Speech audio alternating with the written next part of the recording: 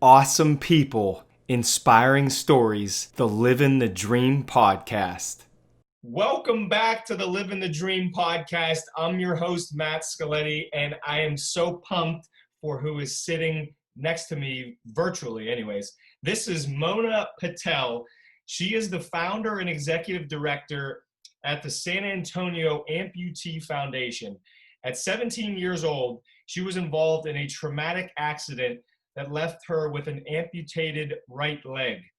Instead of giving up, Mona used this event to become a legitimate force for good.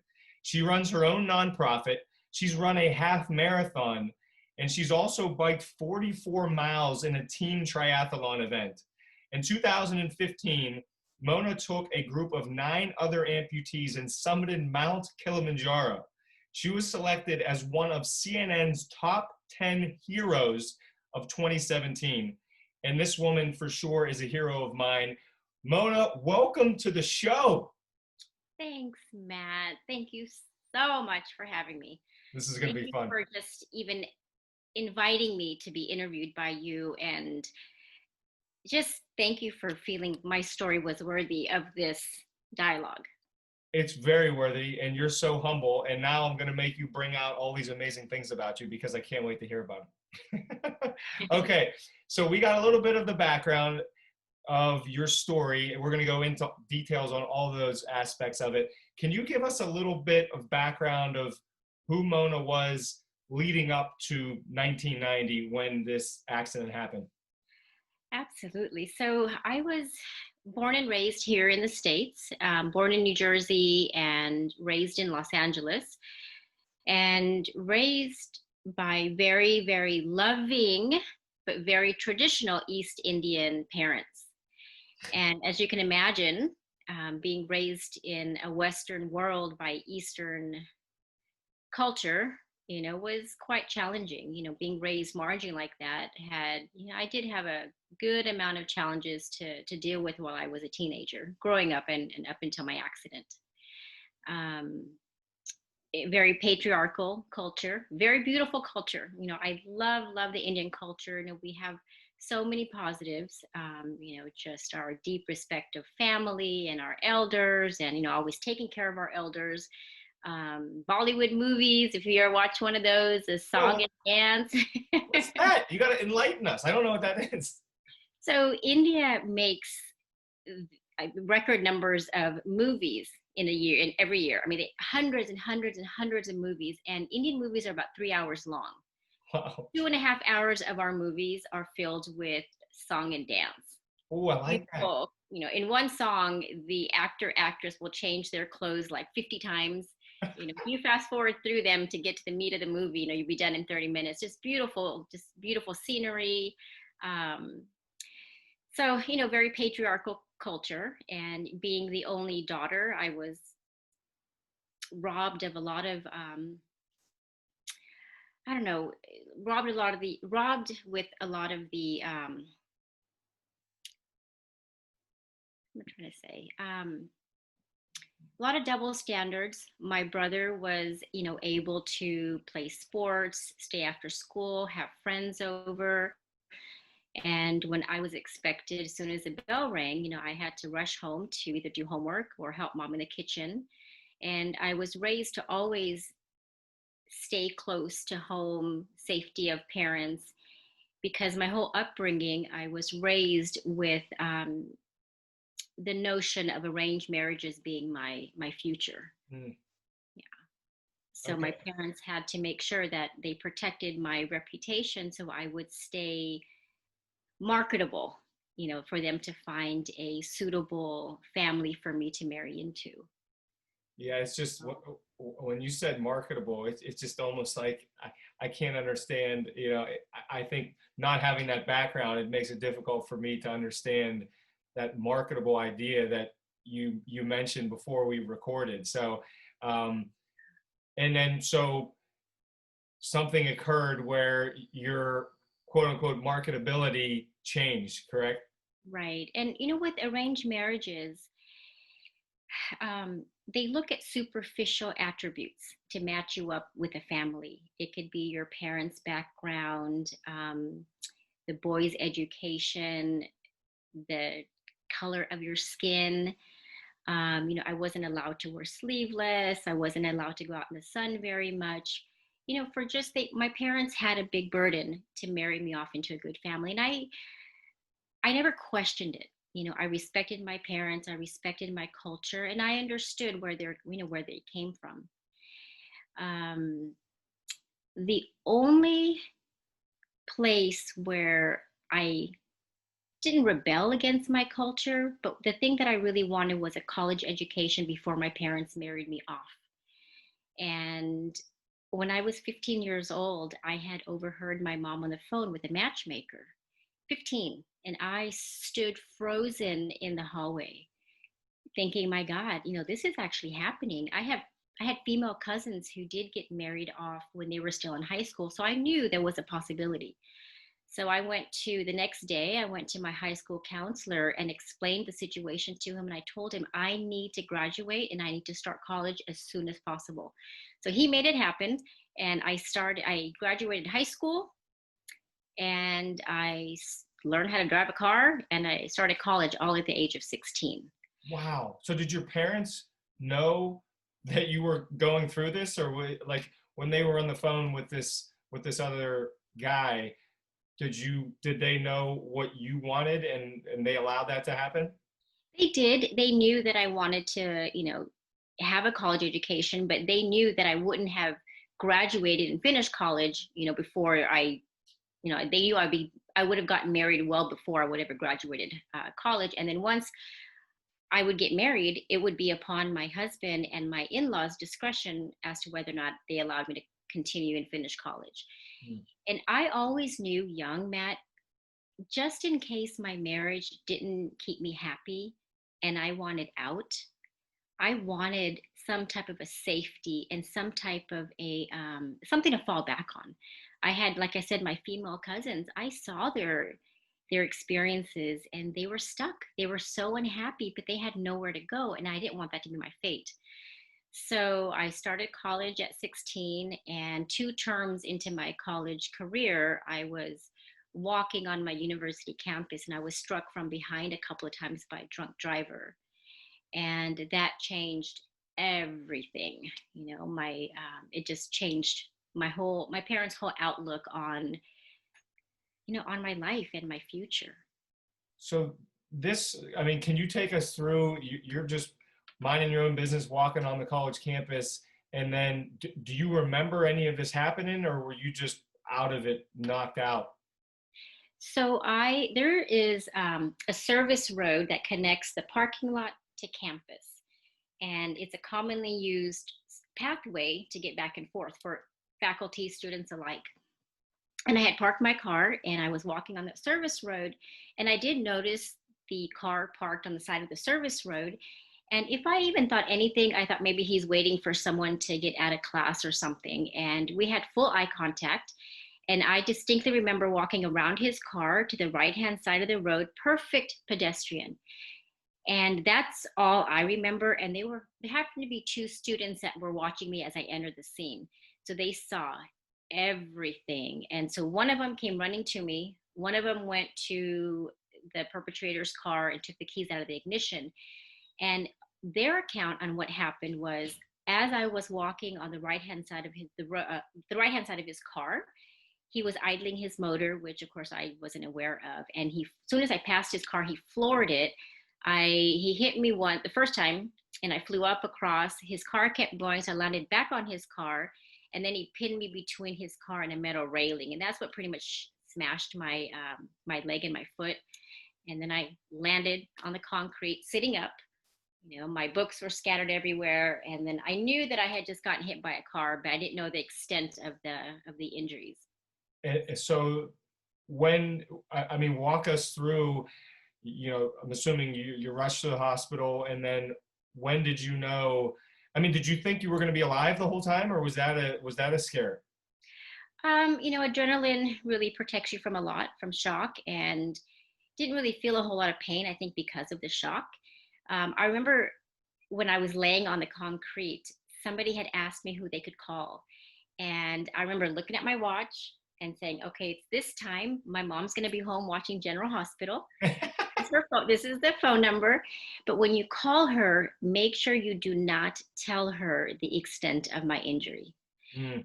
And so mom and dad met us at the first hospital close to my college, and amputation was talked about there. And there was an Indian nurse actually that overheard the doctor mention the word amputation. So he took it upon himself to call the UCLA Medical Center, and they sent a helicopter and then airlifted me to the UCLA Medical Center. Oh. And then by the time my parents got there, the ortho team and the plastics team, they were able to come and kind of assess the situation. And because I was a minor, my parents were given the option of either amputation below the knee or limb salvage. And I think as any parent would, and as I would, my parents opted for limb salvage. And so they tried for 7 years to salvage my leg. And they had amputated half of my foot initially. So for the first 7 years, I had half of a foot. And fast forward 7 years, I was getting ready for surgery number 21. And I was I was done. I was tired of the repeated cycles of physical therapy, being in and out of the operating room, the chronic pain. So I was at a crossroads now. Was it time to go ahead and finally amputate my leg in hopes of a better quality of life? Yeah. So those 7 years from 1990 to 1997, you were like 16, 17 to your early 20s. I mean, were you just physical therapy 4 times a week and constantly in and out of doctor's appointments and all that? Exactly. Constantly in and out of the hospital, in and out of doctor's appointments for follow-ups, taking pain medications, physical therapy. I had a trainer that I would see 3 times a week. So my life, but I was still in college. So my accident was a big blessing in that sense, where I was able to finish college, where marriage wasn't a big priority for my parents because I was going through, still so much medical care. And that's when my parents, Matt, it was so funny because at the hospital, there were a lot of boys that happened to be visiting me. And my parents were looking around, they're like, you know what? All these boys can't be her boyfriends. She just must have a lot of boyfriends. So my parents just really got a different perspective and of what's important.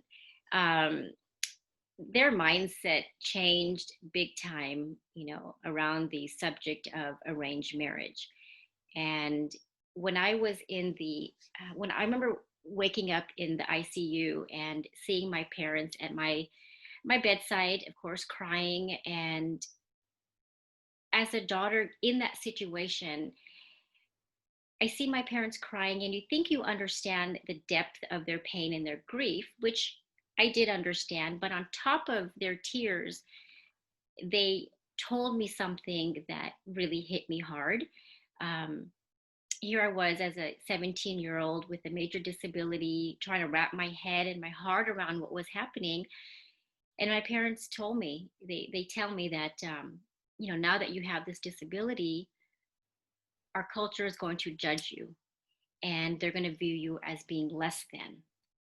So we don't expect you to have an arranged marriage anymore. And we just hope that you end up still finding, a boy from our culture. And, I'll never forget thinking, I've lost my foot. I might still lose my leg. Does this mean that I'm not worthy of finding love, worthy of maybe becoming a mother in the future? And so I mean, it hit me hard, and it left me with a lot of extra things to think about and to process. Yeah, I was just gonna follow up and just say, I mean, I remember at that age, I didn't listen to everything my parents said, but I clearly believed a lot of the same things they believed. So if your parents told you something like that, at some point you obviously didn't believe it because you've done all these amazing things in your life. So how long did it take for you to realize you are a amazing woman and a complete badass, and get over the fact that, you're not marketable? From a very early point after my accident, I had made a decision. was I going to lay here and be a victim, or was I going to just fight? And where that strength came from, Matt, I don't know. Because the personality and the type of person I was before I got into my accident was night and day from the person I became after I was hit with this adversity, this challenge. And wherever this strength came from has carried me to this day. And I have never ever looked at myself as, as a victim. And I knew that, I have to stay strong. My parents need me to be strong. And, I've just been a fighter, ever since. And, all the different inevitable adversities that we all face in life, and the lessons we learn from those have, taken me to the woman I am today. It's your perspective on all of this. To me, I'm writing things down, like how many times you're able to turn what you could see as a huge negative and spin it into, you said it yourself, blessing. I mean, you're using the word blessing. And for everyone listening or watching, Mona, she just had some upgrades and things she needed to fix in the house, some surprises, if you will. And she smiles through the whole thing. They're just inconveniences, she tells me. And it's just amazing to see this perspective you have and how quickly you're able to, like you said, not be a victim and dwell on a negative, but turn it into a positive. Has that just always been who you are? Is that just ingrained in you? I think it has been since my accident. I'm telling you, it's like pre-accident and post-accident. And like some of my unfortunate things that happened in the household, my fridge gave out. Okay, the silver lining, it's an opportunity to clean my fridge out. Everything's spoiled. I had to throw everything out, but hey, it's my fridge is squeaky clean right now. And my kids watch me. They watch how I react to different challenges, big and small, in my life. I will go into my marital story, but they watch me, and being living a life of service. Those that I serve, the tribe that watches me, that I get to serve, they watch me. And I always view challenges and adversities as opportunities to just kind of learn things about ourselves. And if we reacted in maybe a not so positive way, okay, well, that's an opportunity for us to reflect back and make changes, right? Because when the next inevitable event happens, okay, hopefully I'll grow from getting pissed off or angry or throwing something, and not do that again. It's always every opportunity to grow. I love that. I love that mentality. I think that's clearly what's been a big part of your massive successes so far. I need to ask one final question about the accident, and then we'll move on to who you became afterwards, who you are still becoming afterwards. Were you, this is kind of a deep question, but I can't help but think about it. Were you able to forgive this individual, and how long did it take you? And have you let it just completely, forgiven him or her? I don't know if I've ever even been asked that question, Matt, honestly. Of all the people that have asked me different questions in interviews, I have never given him a voice. I've never truly, I saw him 2 times in court, and he was on welfare. I didn't get a penny out of him, and that's fine. I don't know if I'd be the woman I am today if I got millions of dollars out of it. But there was nothing to forgive, because I truly never let him be part of my story. That's so good. And if I had to think even deeper, I'm thankful for this experience in my life. I would never go back and change anything. So in a sense, he was the one that caused it.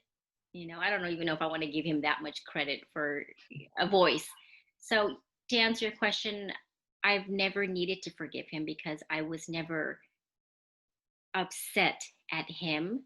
It was just something that happened, and I had to work myself through it.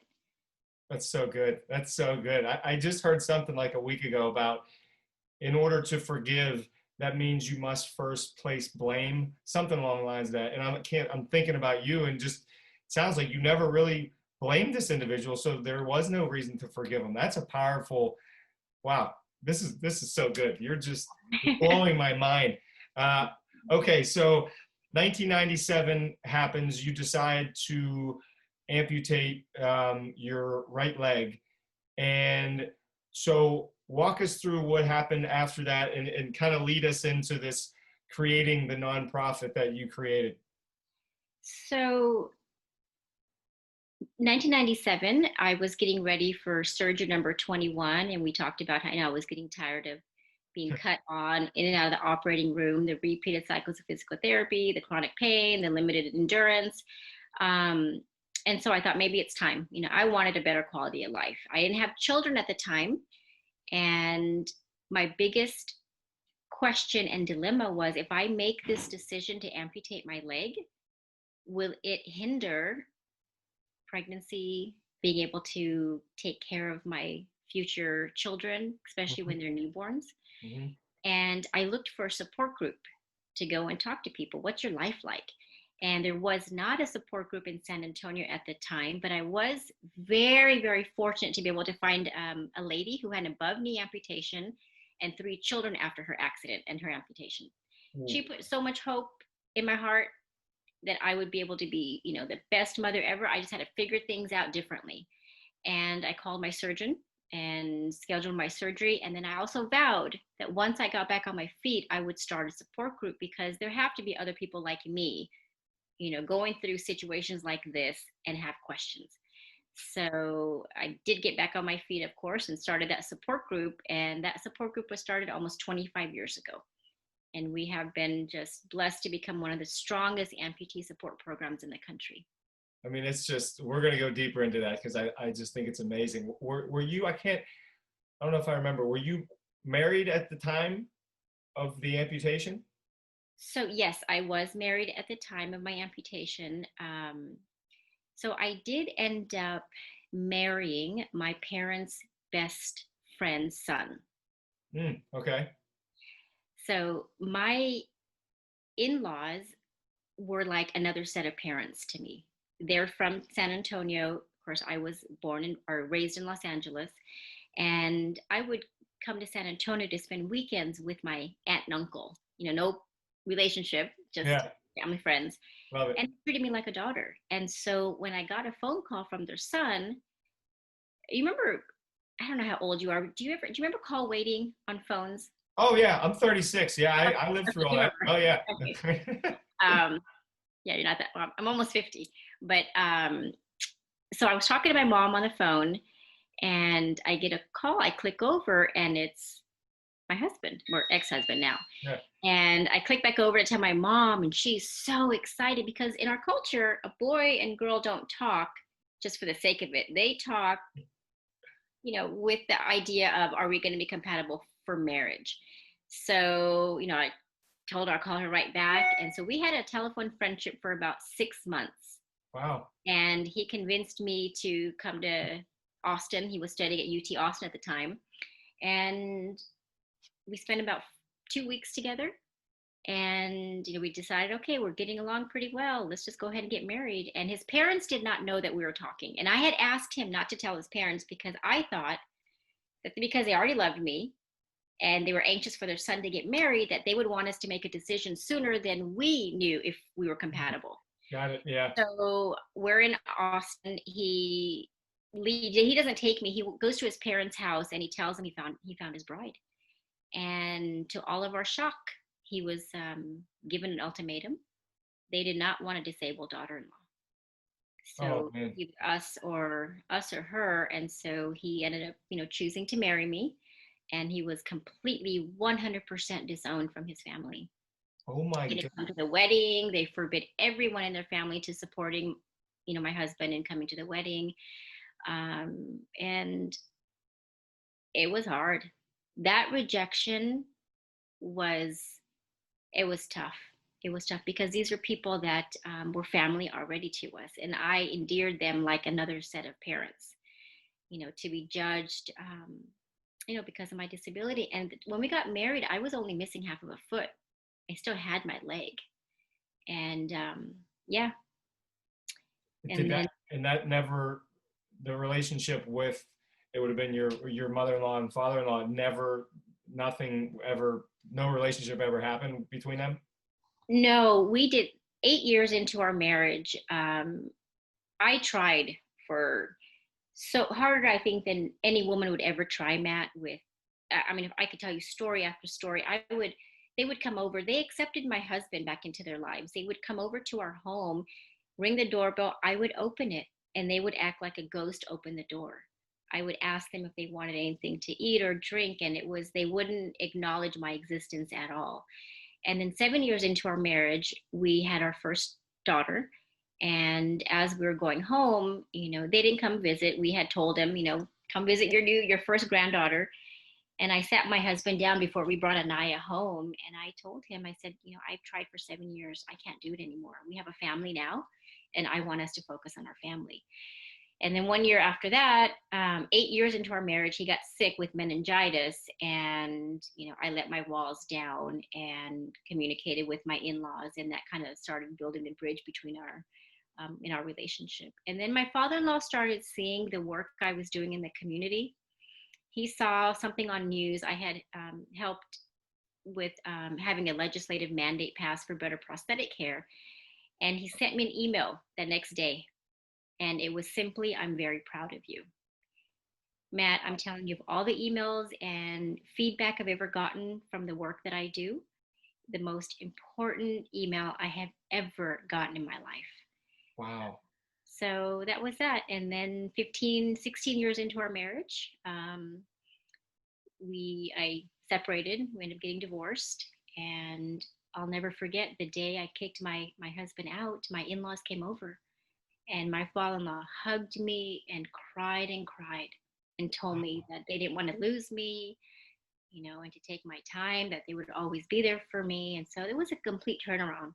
Wow, I wonder it is a beautiful turnaround that they, decided to put the, non-marketability behind them and find out who the real you is. I mean, I think that's incredible. I wonder, was it due to your service, you think, that they had a change of heart? I think they knew who I was as a person because they knew me from childhood. They saw the type of mother I was to their grandchildren. They saw, yes, the service that I was doing for our community. And I was a very traditional daughter-in-law. I mean, I would serve them. I was a very obedient daughter-in-law. And so there was really nothing there was nothing negative for them to say. There was a point also where for the I would say first half of our marriage, I used to always wear pants around them. And I had this epiphany one day that, I'm not going to give them control over judging me, or if they're embarrassed because I'm wearing shorts, that's not my problem.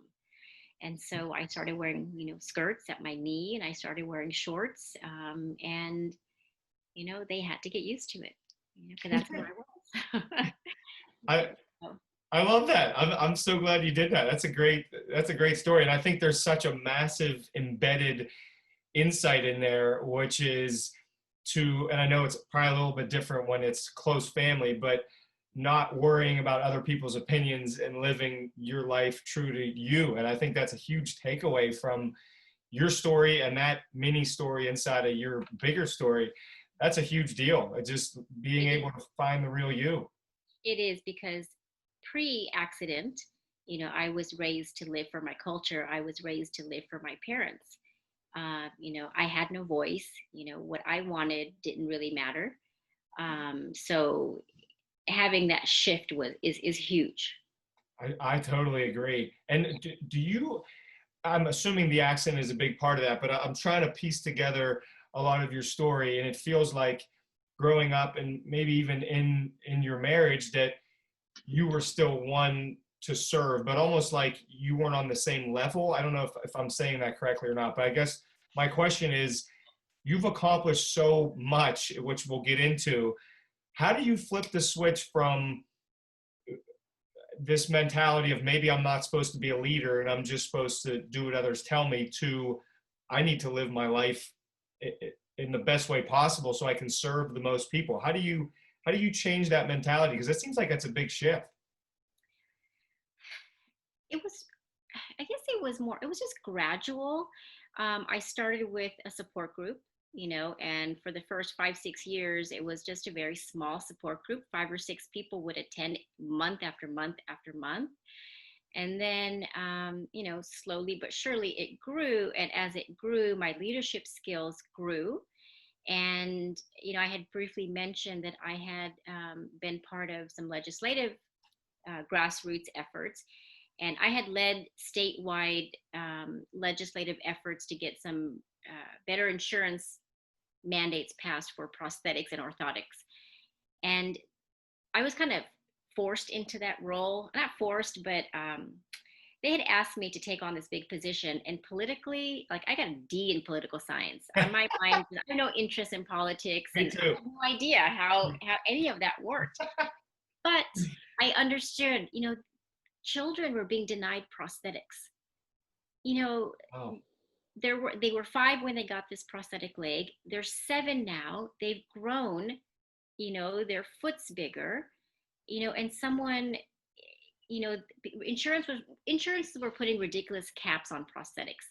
And I understood, so when you have passion for something, so I took on the challenge, and that win gave my leadership such a boost. I came out of that knowing that, okay, you know what? I do possess some skills and I can do some bigger things on a bigger scale for people. You sure can, and you're proving that. So you basically changed a law, like in the insurance world? Yes. So now private insurances that are based in Texas cannot put any caps. If Medicare pays for it, then they have to be on par with Medicare guidelines. So if a child needs a new prosthesis every 12 months, or even within the 12 months, if it's medically justified by their physician, private insurances have to pay. So yeah, as long as it's medically necessary and Medicare would pay for it, then every commercial insurance based in Texas has to pay for it as well. That's amazing. That was huge. Yeah. So that whole experience really, truly boosted, my self-esteem, my self-confidence to be able to lead. Yes, I told everyone leading in that you're awesome. And now I think everyone's understanding how amazing this is just, we're not even into some of the most impressive things you've ever done yet. So I need to hear about, because for all listeners and viewers, I have not heard this story in detail yet. And I'm very excited about this. 2015, Mount Kilimanjaro. I have like 400 questions, but why Mount Kilimanjaro? How did you think you could even do this? And, walk us through that. So I think you and I, and, a lot of us that are in this tribe with Jesse Itzler, we operate on goals. And, I've been dating a wonderful man for the past 8 years, and he's taught me the importance of setting goals. And I had just gotten done with a crazy Navy SEAL event called SEAL Fit, and changed my whole perspective mentally. My mindset was just altered forever after that event. But coming out of there, George asks me, what's your next goal? What's next? And so I said, well, what about Mount Kilimanjaro? And so, not having been in too high of altitude, he's like, well, let's go tackle Machu Picchu and kind of see how you do in that altitude first. So we trained and went to Peru and did the to Machu Picchu.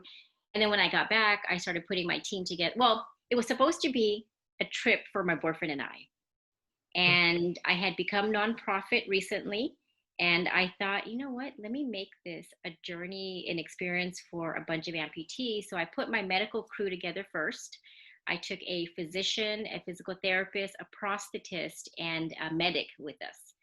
And then I carefully selected our 9 amputees, and we started fundraising, we started training, and late December of 2015, we got on a plane and flew to Tanzania, Africa.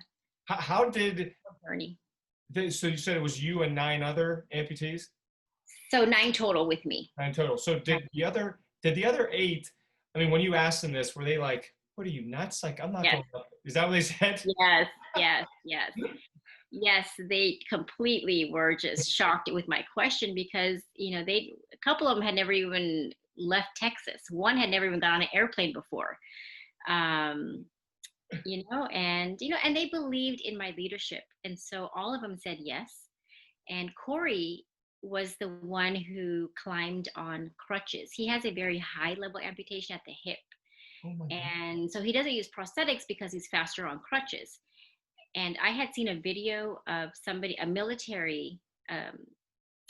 a female vet climbing Kilimanjaro on crutches. And so the first person I thought of when I saw her was Corey. And yeah, he was beyond shocked. His wife was like, "Oh, are you kidding me? That's crazy. No way." So we had a meeting at my house to kind of talk about things, and he took on the challenge and he summited 19,341 feet on crutches. Oh my. So, I mean, while everyone else's legs are burning, he's all upper body. That's all, Yep. right? Yep. Oh my. And So, yep, the go ahead. physical therapist was mainly for him to work out, his shoulders and his arms. Yep. So did the nine of you do some training together and just keep in touch with each other to help you be Yes, we prepared? did. We did. We had a private Facebook page that we're all, stayed accountable to each other. We had mandatory hikes weekly that we would do together. And then, we have no altitude here, no elevation here in Texas. So San Antonio. Um, so we had gone for a altitude training hike in New Mexico. So that was, back to back two hikes, and two people couldn't make that, so then they were off the team. um, so yeah, we did a lot of training, and then there would be times where I would hire trainers and they would put us through like a Saturday fitness program.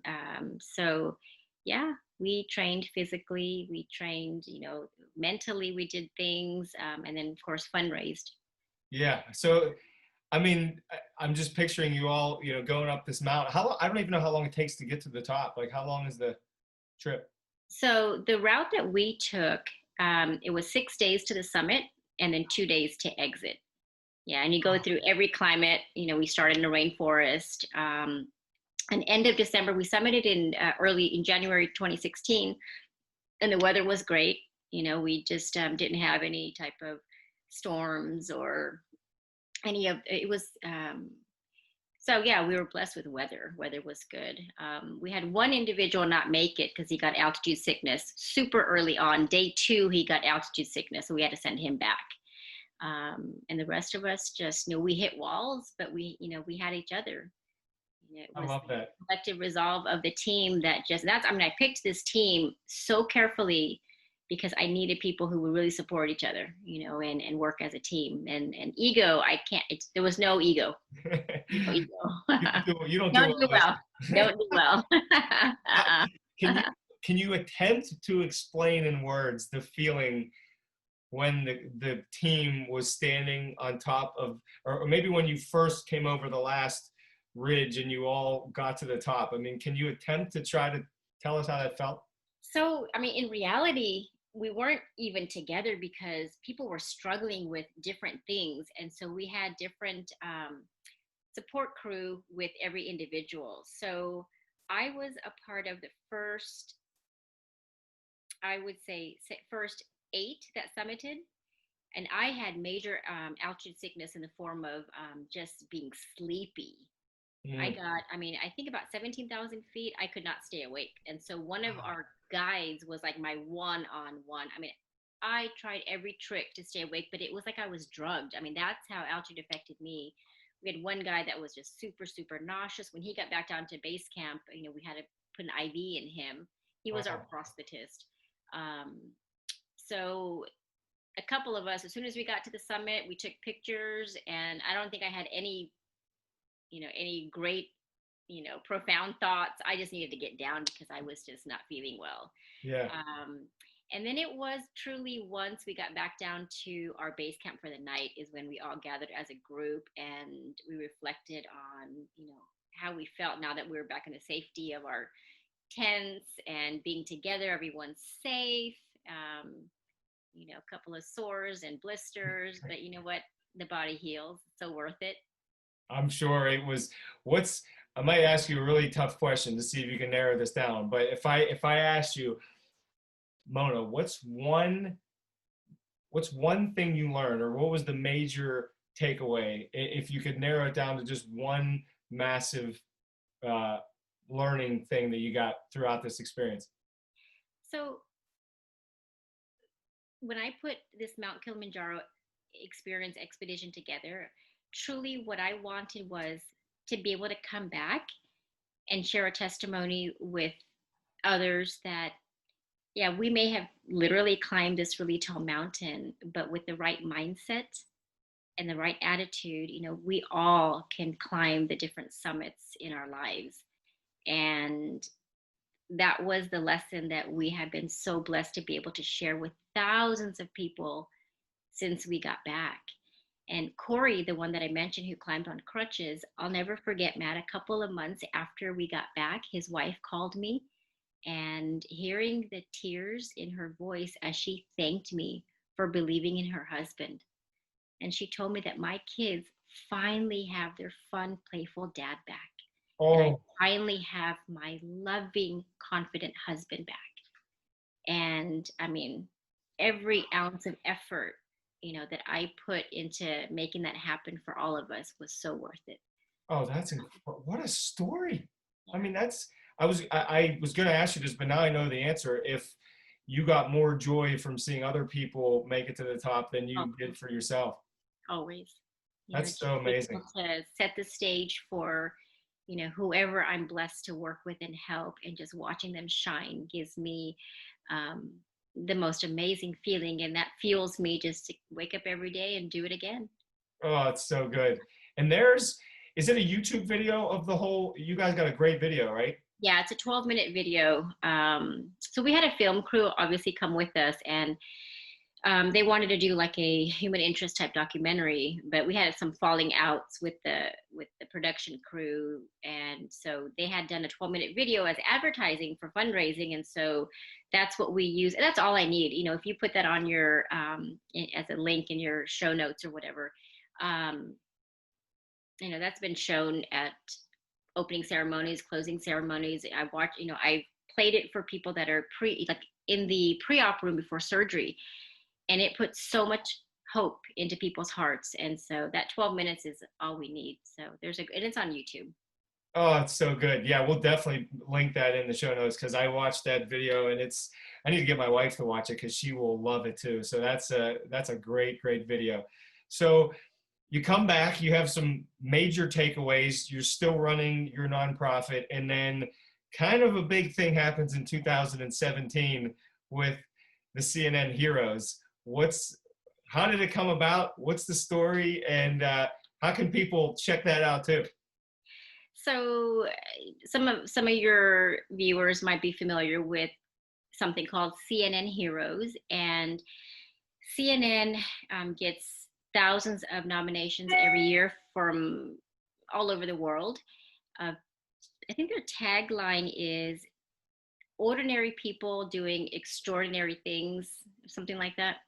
And so I was taking a nap one day and I got a phone call. And I get all kinds of phone calls from people needing different services, amputee related. And she starts asking me all these questions, and the questions were a little different. So I sat up and I'm like, okay, who are you? And so she's like, well, let me be transparent. I'm with Turner Broadcasting with CNN. You were nominated for, this award. And I didn't know anything about the award at that time. And I told her, thank you. I'll think about it. I'll get back to you. About accepting it, and, you don't serve for, I don't. But my boyfriend had reminded me that if you do accept this award, your reach may just be broadened tenfold.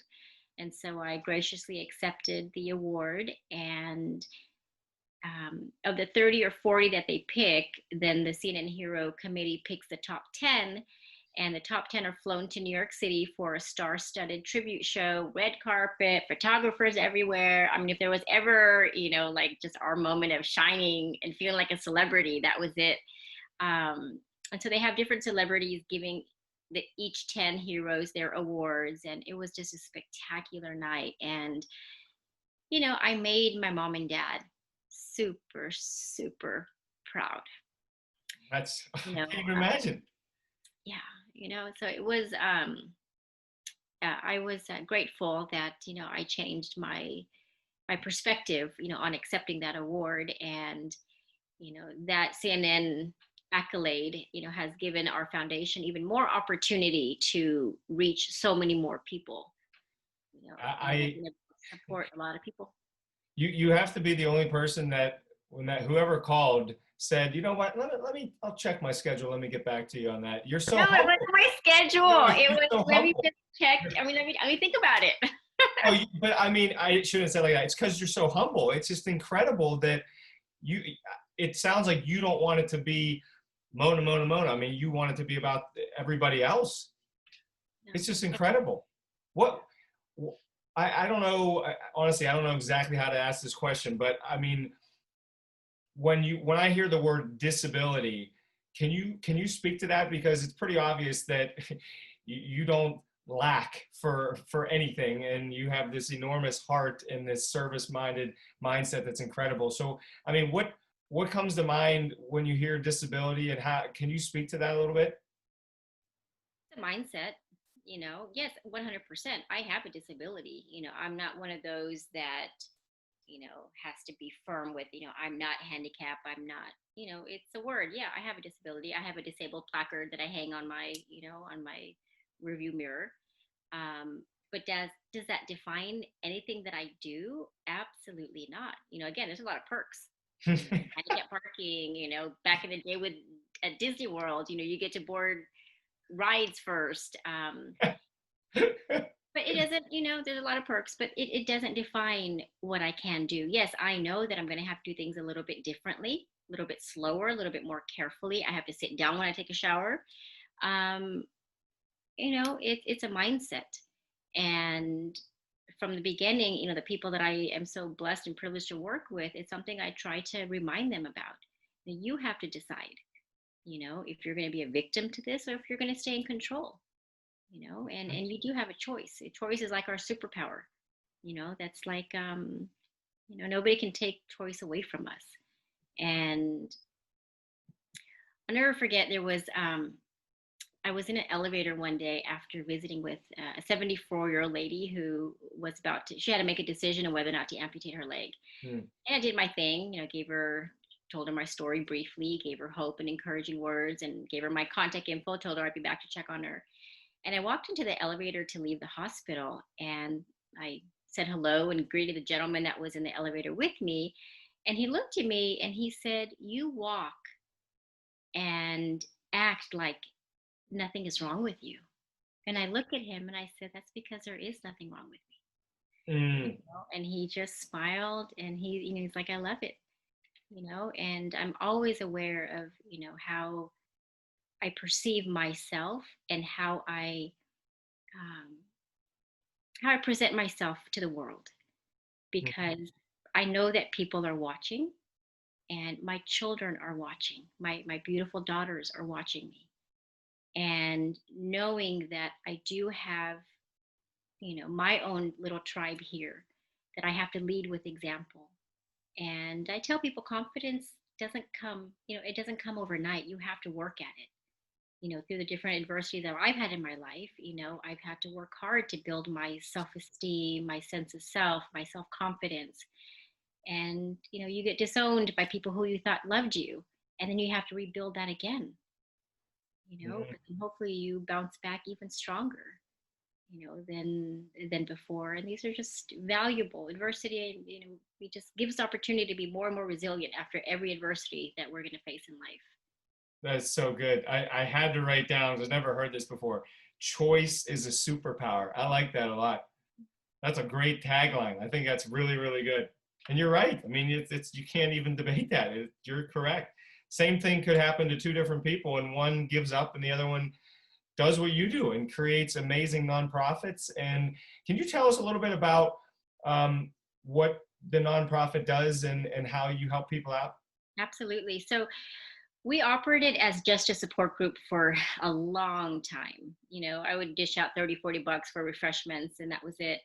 But I wanted to be able to do things bigger and better. So in 2014, we became nonprofit, and our mission basically is to empower our limb loss community through support. So I'm all over the city providing individual support to amputees at various phases of, of their journey. Support groups. Our support group hosts anywhere from 50 to 100 amputees every month, very, very diverse in terms of ages, circumstances, where they're at in the process of healing emotionally and physically.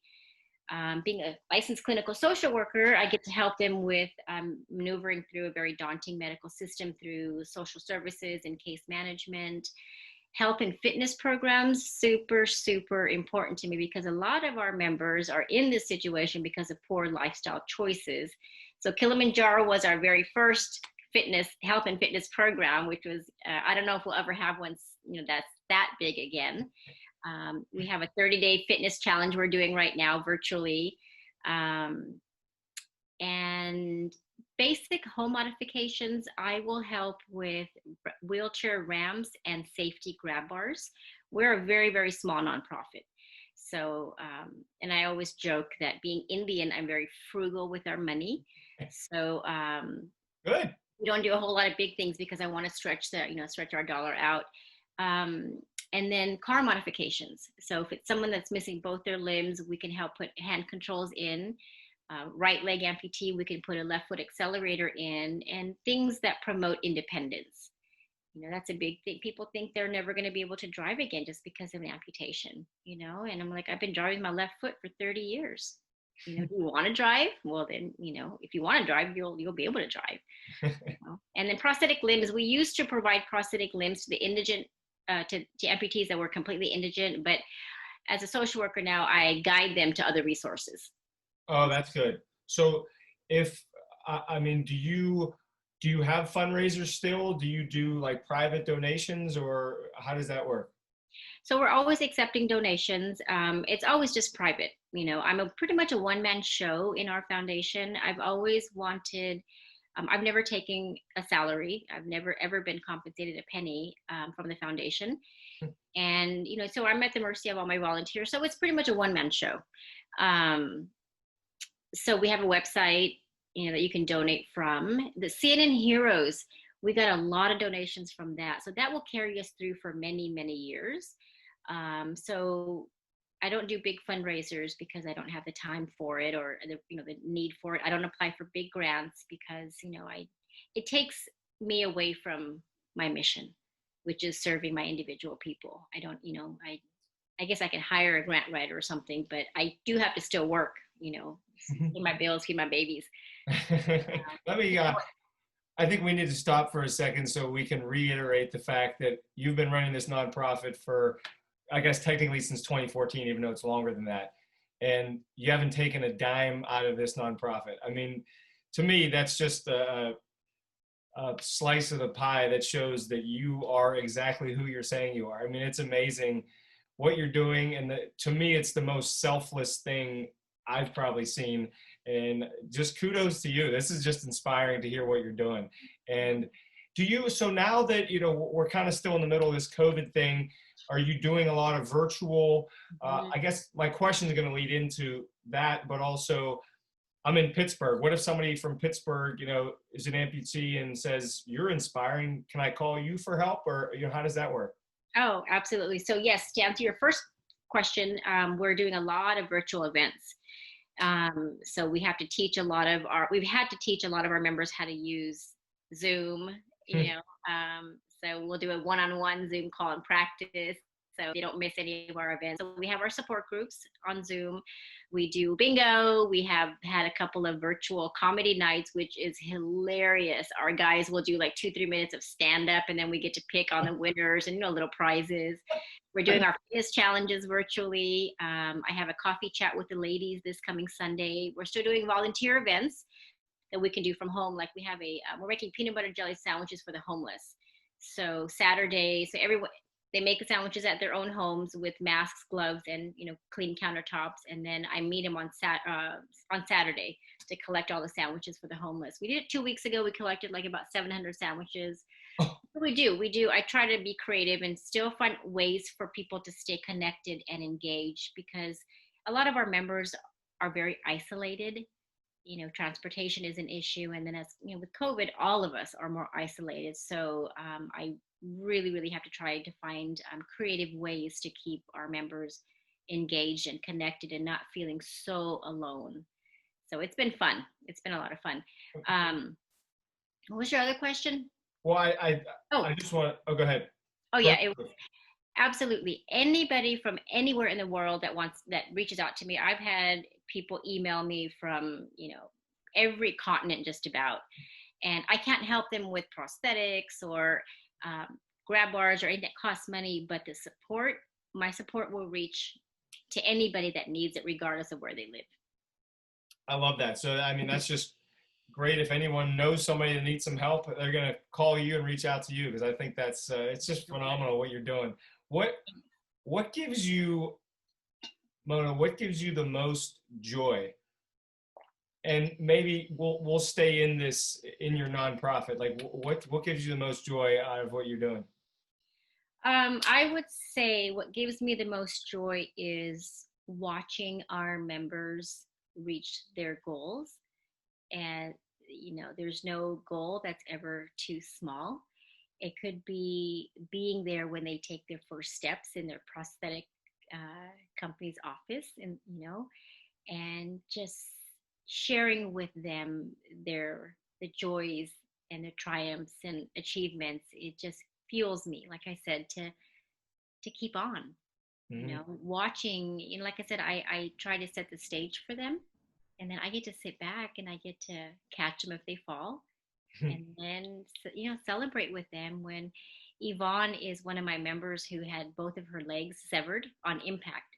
She was loading groceries in her SUV, and a guy on meth backed right into her. Her legs were on the ground. She was still upright in between the cars. Oh my. When I met her, it was 10 years after her accident, and she'd been living her life in a wheelchair. And I told her, Yvonne, there's nothing wrong with you other than you have a couple legs missing. You have these computerized prosthetics that are like 50 grand each. You need to get out of that wheelchair. She was only like maybe mid-30s. She is now a competitive swimmer. Oh my goodness. Incredible. She travels, for a prosthetic company, sharing her story, and she's been a mentor to hundreds and hundreds and hundreds of other people. She lives her life full-time, mobile now, and all it took was somebody believing in her. That's it. I guided her to the right resources, and she gives me joy. She gives me fuel to keep going. That is, I can tell you 1,000 stories, but yeah, their successes is what gives me so much joy. oh, that's so powerful. That is the best story. I clearly hadn't heard you tell that one before. So that is so, you're probably her biggest cheerleader by far, I'm sure. I love it. I love it. It's so that's fun. So cool. So what's next for Mona? It could be in your personal goals or the nonprofit's goals or anything. Do you have anything out there that's inspiring you to keep pushing and going? So I think, yes, I do. I don't want to say too long-term of a goal, but it's going to be a little bit longer because of COVID, is something called high pointing, which I have a goal to hike to the highest point in every state. So this is something that my boyfriend and I are doing together, and we've already summited 13 of the 50 states. But some of them are drive up, so it's not as impressive as you think it is, but it's still kind of cool. Don't be humble. Don't dumb yourself down, Mona. I knew you were going to do that. You're not allowed to do that. But it's so fun. People are laughing at me when we got to Florida, because like 300 feet or something. So hopefully the next, hopefully five years or so, because my kids are with me full time, so I can't travel on the weekends or anything either. So and then I'm thinking a shorter term goal. I'm doing Jesse's big ass calendar club, and we're thinking about big Misogy's. So I'm thinking maybe not a book, but maybe a TED Talk. You want to be on TED Talks? I think it's always been on my mind. But you have those little voices that kind of. But I think with this encouraging, amazing tribe that you're a part of, there's so many people that I know will help me, um, that I think that's an achievable goal. Well, myself and a lot of others are going to be bigger voices to shut up the little voices telling you not to do it. And that's a great, oh, you should go for that for sure. I mean, your story and packaging all that, and I think it needs to be like 18 minutes or something. Oh, you would crush it. Oh, I'm going to encourage you and be in your ear for a long Good. time about that. Thank you. You have ideas of what angle I can take it? Because, like you said, it's so packed with culture and disability and service, and I just have to figure out what my takeaway is, what my big idea is. So Yeah. I have lots to think about, but I've been thinking about that since I got my big ass calendar club. And then, of course, another goal is to finally complete 29029. I've done it twice, and I got 2 more checkoffs to go. I got to Denali the last time, the vertical distance of Denali. So I will complete at some point. I know you will. And for those that don't know, 29029 is I guess is a mutual friend of ours, Jesse Itzler, who's an amazing person, entrepreneur. It's the equivalent of climbing Mount Everest. 29029 is the amount of feet that Mount Everest is. And I think you bring up a great point with everything you're saying, Mona, which is I'm a firm believer of the quote, you are the average of the 5 people you spend the most time with. And you've clearly surrounded yourself with people that are playing the game at a really high level. And it seems like your boyfriend being a big factor in that. If you're surrounding yourself with people that are pushing themselves, it's almost like you automatically just, I don't want to say follow the crowd, but you want to keep pushing yourself as well, right? Absolutely. Absolutely. And, just briefly talking about, my boyfriend, being with him these past 8 years, Matt, I can honestly say that I have grown into a different woman since meeting him. The liberation of becoming the woman that I've always wanted to be, and being able to use the voice that I've always wanted to unleash. My divorce was very liberating for me, through my grief of losing, that idea of a, perfect marriage, and, forced me to realize that this was my opportunity for liberation from the constraints of my culture. And, and it's funny because I always tell people that I'm running with scissors now because I'm dating a white guy. Oh, that's funny. That's a great, I'm just so happy for you that you were able to just do what makes you happiest and what makes you you. I mean, that's inspiring.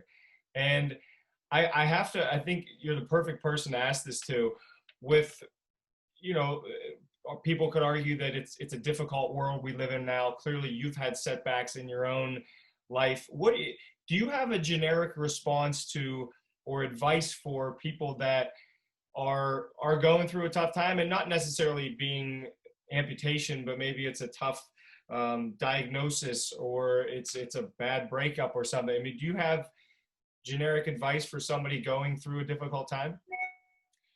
I would say my generic advice, depending on how much time I have with somebody, is if we can live in gratitude, things are manageable. Things can always be worse. And not that we need to go and compare ourselves to anybody, but if we can live and always remember our blessings, and knowing that other people sometimes don't have what we have, with that mindset, adversity is something that, that you can get through and bounce back from. And remembering that on the other side of that adversity, that challenging situation, are all kinds of lessons. They're going to help you grow, learn things about yourself, learn things about your loved ones, about the world we live in, that then lessons that you can take to share with others. This world is bigger than just me and you. And knowing that, yes, this is happening to me right now, but I'm stronger than my circumstances. And, and I've been blessed to be able to share, so much of my lessons and wisdom to people in need of inspiration or in need of hope and solace during their challenging times, regardless if it's, amputation or anything, divorce or, cancer, a medical diagnosis, a broken refrigerator, a flood in the kitchen, things can always be worse. You're right. Living in gratitude. I don't think you could have said that any better. Do you have I'm like a morning and night person with gratitude, and it's like I need to do it first thing in the morning or I'll forget to do it most likely. Do you have any routine that you do to make sure that you ground yourself in that gratitude? It's throughout the day. I've never needed to, make a point of morning or nighttime, because I am truly throughout my day, just grateful. And my kids being with me, it's a constant, what, we just gotta be grateful. We have another refrigerator in the garage. We still have, we still have ice cream. So I don't have any, I used to have a gratitude journal, but I'm really bad. That's one thing that I struggle with is routine. So that's another thing on my to-do list from Jesse's lessons, is just to kind of create. I saw your list of what you're doing like every 30 minutes. I know when you're having lunch with your wife, not to bother you. So I need to kind of structure myself better. But no, I would say that, I remember to be grateful throughout my day. That's great. And I'm thinking maybe when you did the gratitude journal, that just embedded in your heart and your mind to just be grateful throughout the day. I mean, I don't know. I mean, everybody does it different. Right. Yeah. So, yeah, I would think that mine is just kind of throughout the day. And, when the little little things happen in life, and we have to um, build on our micro resilience, like the little things in life, practicing, gratitude throughout the day, that's a tool to, to have those micro resiliencies during the day when the small things happen during the day. Your Wi-Fi doesn't work or your audio doesn't work. Okay, well, I can get through it. I'm not going to get pissed off and throw my computer. Okay. You know what I love about that is now I have something that I can anchor that to with you, since we were supposed to do the interview and then you had some issues with the refrigerator and everything. And that just proved to me you're living exactly what you're saying, because you didn't even flinch when we chatted and with the text messages. And I thought that was so it just showed the real you. And I love that. Yeah. That was very cool. Yeah. I love it. More energy, right? It takes more energy to get pissed off. And you're right. Like, all right, I got to call my insurance. I was shocked when I saw the flood in my kitchen and garage, and I was like shocked. And then I'm like, okay, think. What's first? You plowed through it. You powered through it. I think that's so cool. Okay, so I end all these talks with what I call the Power Five. So it's 5 quick questions. Some of them are a little deeper, but let's see if you can come up with like a 1 or 2 sentence response to these 5 questions, and we'll see how you go. I'm kind of excited. All right. How do you want to be remembered? How do I want to be remembered? I think I want to be remembered for my resilience and my strength to overcome.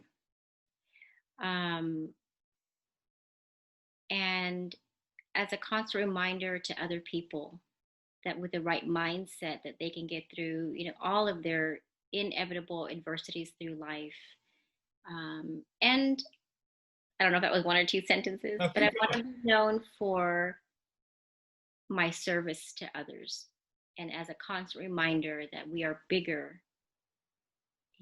this world is bigger than us, and we have a responsibility to pay our blessings forward to others. Always, always, always, always. I love it. And I love it. And I can't believe you ended with that, because my second question was going to be, what are you most thankful for? Oh gosh, lots. Honestly, Matt, I'm so thankful for my mom and dad. A lot of people would think, well, gosh, your culture, but the examples that my parents led with, they were very courageous in being immigrants to this country and making the American dream happen. And, the nurturing that my mom gave me is part of why I'm such a nurturer. So I am most grateful for my mom and dad. What a powerful answer, given, some of the tough situations you've had, but you are most thankful for them. I love that. I think that's so good. That just shows who you are again, which is, it's just amazing. Your mindset is so good. Yeah, it's the truth. Okay. If I see Mona at a wedding reception or somewhere where there's music playing, what is her go-to dance move? None. None. Zero. You don't like to dance? I'm socializing. You know what? A lot of that is, well, I'm not coordinated. I can't dance. And I always blame it on that I'll blame on my mom and dad. Because I wasn't allowed to go to dances. I wasn't allowed to, to do any of those type of things growing up. But still, I guess if you have rhythm, you have rhythm, regardless of what your culture is, right? But no, none. You'll see me socializing. You'll see me not on the dance floor. You'll be working the room, though. You'll be working the room. Oh, that's good. My mouth. Me and you both. Okay. What has been, and I'm interested to hear you answer this because I think there's an obvious answer, but we'll see what you say. What's been the biggest setback you've overcome?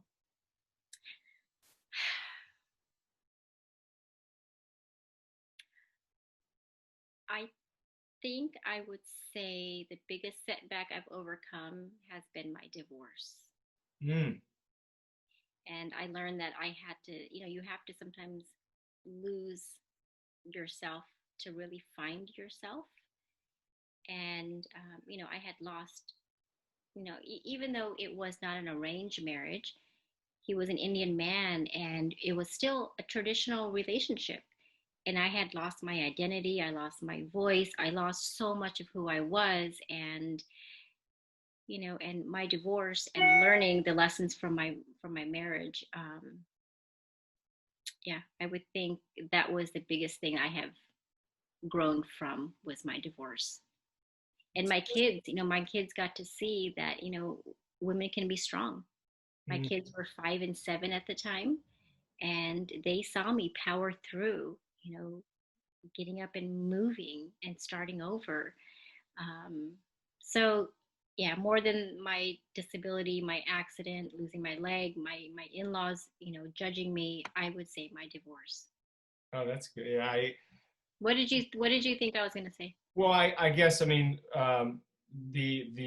accident and the amputation, I thought, that's kind of the obvious one that stands out, but it's how you answer it. So that's, you've overcome so much, which is, I think, why I was so excited to talk to you, because you just continuously look on the bright side and want to live in service. And it's just amazing. I can't say it enough. It's awesome.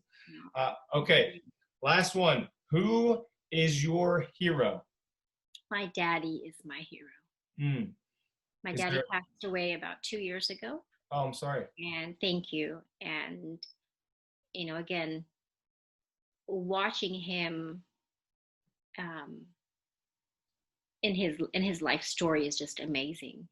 From back in, he was born and raised in Africa, and, all the odd jobs he had. He always had a goal in mind, which was to come to America. And, we could have a whole interview on, on my dad and his life story. And when he passed, I had told him that, I'm going to take care of my parents until they take their last breath. And that's exactly what I did with my dad.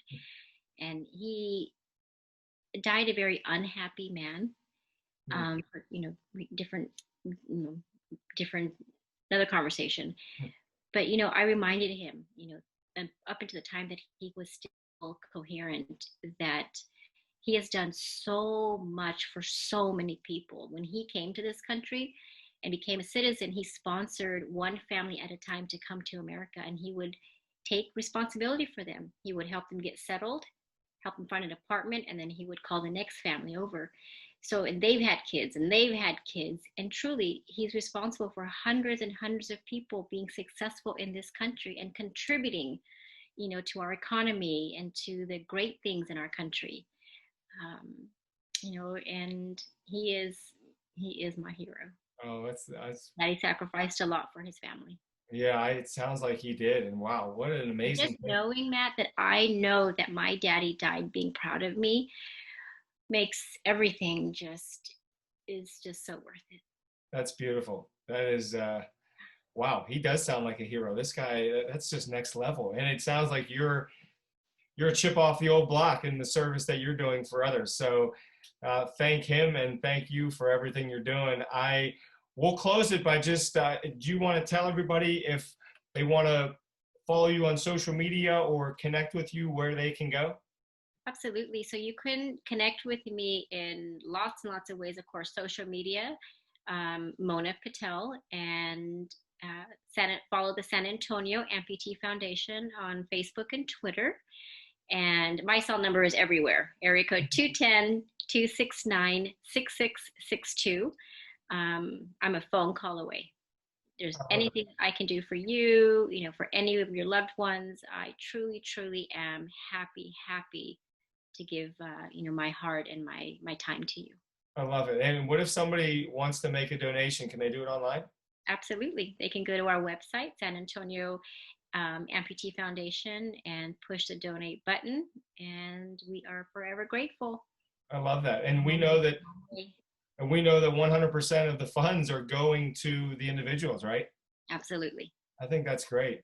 Well, I can't thank you enough. You inspired me, which I knew that coming in, but I hope you inspired a lot of listeners, because there's just so many great nuggets in here, and I was writing down as many as I could. But this has been so fun, and so just to get to know you deep down. I appreciate you sharing your stories and your past, your present, and your future. So thank you for your time, Mona.